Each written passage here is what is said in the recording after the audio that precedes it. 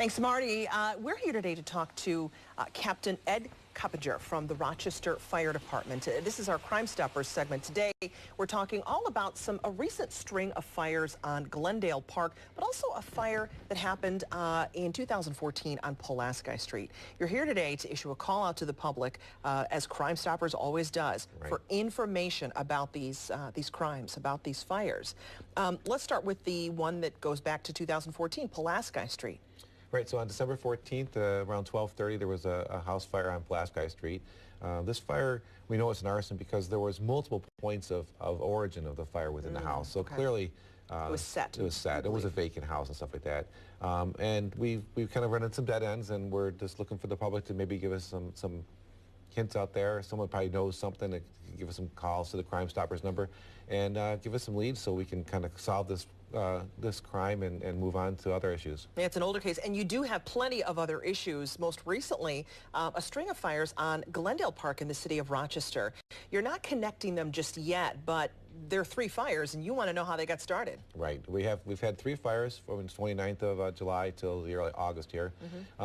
We don't really see any connection points yet, but there's definitely some issues in that area, and we would like the neighbors to be very vigilant and watching out for each other to be mindful of what's going on, and maybe we'll find some connection points, maybe we won't, but there's definitely some 3 fires over there, and we'd like to solve out how they started and find the persons responsible. Glendale Park, not a very long street or a big neighborhood or a smaller neighborhood? It's a nice, a nice neighborhood off of Lake Avenue. It's got a center tree-lined street. It's some nice homes there, so it goes all the way from Lake Avenue to Dewey Avenue. Are these homes, were they vacant at the time of the fires, or were there people living in some of them? One of the houses was vacant and the other houses were not. Okay.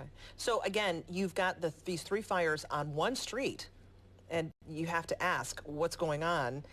Do you know the cause of all 3, or just the one maybe where the person was living? We don't know the cause exactly, what caused the fires. There's definitely an arson involved in some of these fires. So what actually caused them, some of that's part of our investigation. But what we're looking for is the person responsible for starting those fires, or persons, and see if there's connection points. And sometimes when we find, that's like a domino thing. We find one and then other things start to fall. Even though they might not be totally connected, there are some connection points with those things. There might be gang activity or just kids who are roaming the neighborhood and causing trouble. But at this point, you're not sure. But that's why Crime Stoppers is so important. And each week, we ask you at home to call a number, 423-9300. It's that Crime Stoppers hotline. You want people to call with tips, and that's the thing, is getting people to feel that they're safe to call if they know something. It's an anonymous phone call, and we take phone calls not just on arson, but anything, any activity that you think you'd like to give information on.